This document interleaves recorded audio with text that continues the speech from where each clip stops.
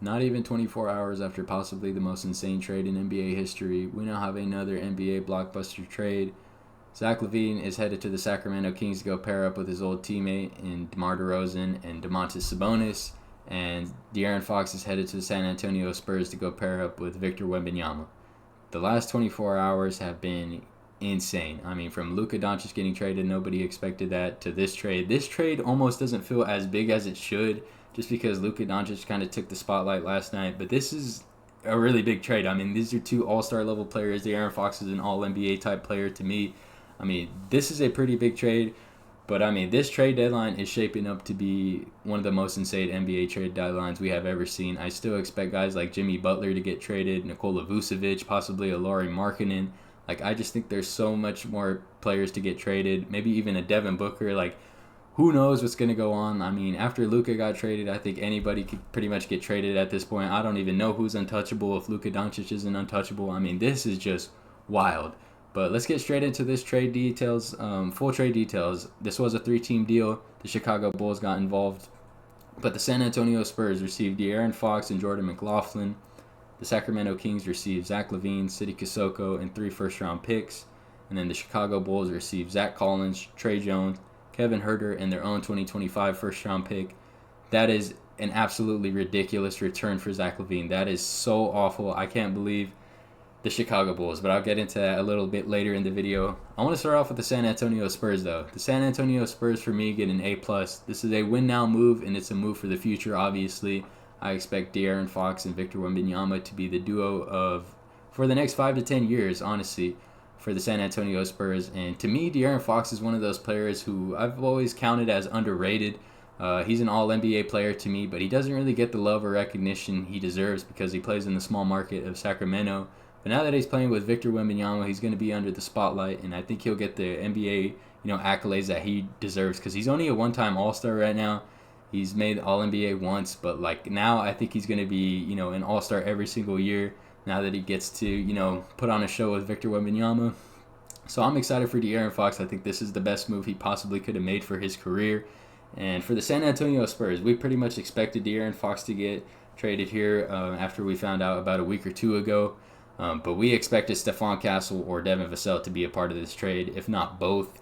The fact that they didn't have to give up Devin Vassell, Stephon Castle, Keldon Johnson, or Jeremy Sochan, I think that is just completely ridiculous. And San Antonio Spurs easily get an A+ for me. They gave up rotational guys, but honestly, I count these guys as journeymen. That's what I like to call them. Trey Jones, Zach Collins, and obviously 3 first-round picks is nothing. But when you got Victor Wembanyama on your team, fuck them picks, honestly. I mean, Victor Wembanyama in year 2 already, there's no rebuilding with a guy like Victor Wembanyama. In year 2, he's already a top 7 level player to me, and he's only going to keep getting better. He's obviously going to be the best player in the NBA at one point pretty fucking soon, if we're being honest. And De'Aaron Fox, like I said, an all-NBA type player, and this is going to be one of the best duos for the next 5 to 10 years.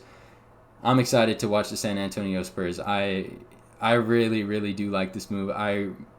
Anytime a team like this goes all in, I really do like it. I liked when the Knicks went all in, and I like that the San Antonio Spurs are realizing they got a generational talent on their hands. They can't afford to sit there and rebuild.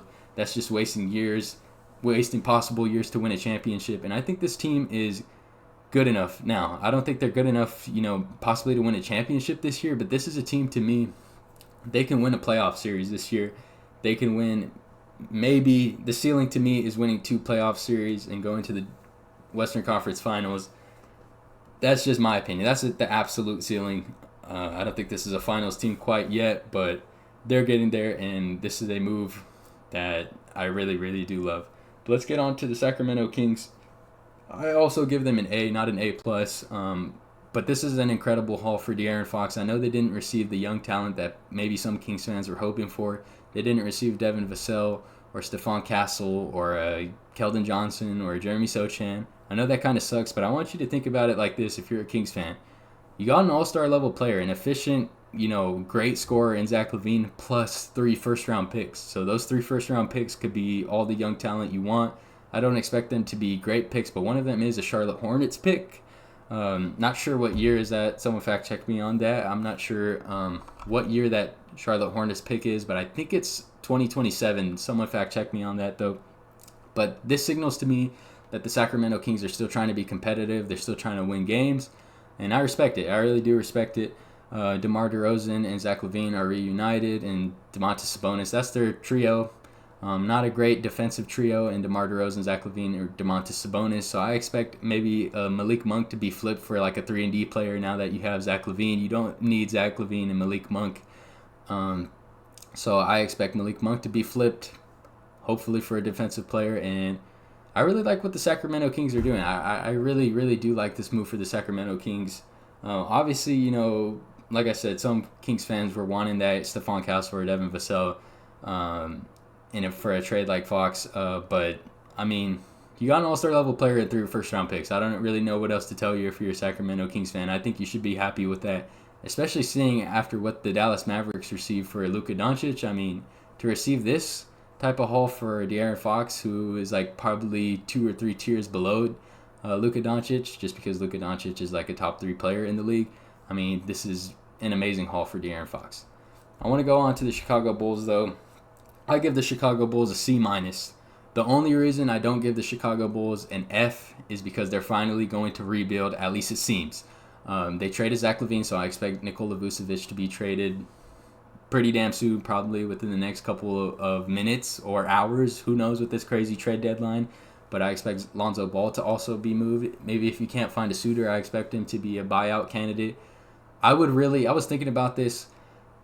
The Dallas Mavericks, now that they lost Luka Doncic, I think they really do need that primary ball handler. I don't think Kyrie Irving is a point guard anymore at this point in his career. He's not an amazing facilitator. I don't see him as that type of player. Kyrie Irving is a 2 to me. I would like to see Lonzo Ball get bought out and sign with the Dallas Mavericks. Let me know down below what you guys think about that. I was thinking about that, and I really like the sound of that. But the Chicago Bulls, they're finally signaling a rebuild. I expect Vucevic, like I said, to be traded. Lonzo Ball to be traded if you can't, bought out. And I like what the Chicago Bulls are doing. I don't like this haul because you receive players who are just going to be journeymen. But you did get off that Zach LaVine contract, so that's worth something. But I just call this poor asset management for the Chicago Bulls. I mean, the Chicago Bulls should have traded Zach LaVine like 2 or 3 years ago when he was having, career years. Still an amazing player, but the Chicago Bulls, the writing was already on the wall. And the fact that you didn't give up on it 2 to 3 years ago when you could have got, your peak assets for these type of players, Nikola Vucevic and Zach LaVine, you didn't capitalize on it. And now you got what you deserved, honestly. You didn't receive a great haul for Zach LaVine. But at least they're showing signs that they want to rebuild. They finally accepted the fact that you can't just be a play-in team every single year, be the 8 seed. They're finally not going to settle for that, at least it seems at this point. Let Matas Buzelis cook and try to get Cooper Flag. That's all I want to say for the Chicago Bulls. But that's pretty much my full recap on this trade. It's been a pretty wild couple of hours, and I expect more and more trades to drop. So just be on the lookout for my videos, because as soon as the trade drops, I'll either upload a YouTube short or a full video. I know some people were asking me why I didn't upload a full video last night on the Luka Doncic trade.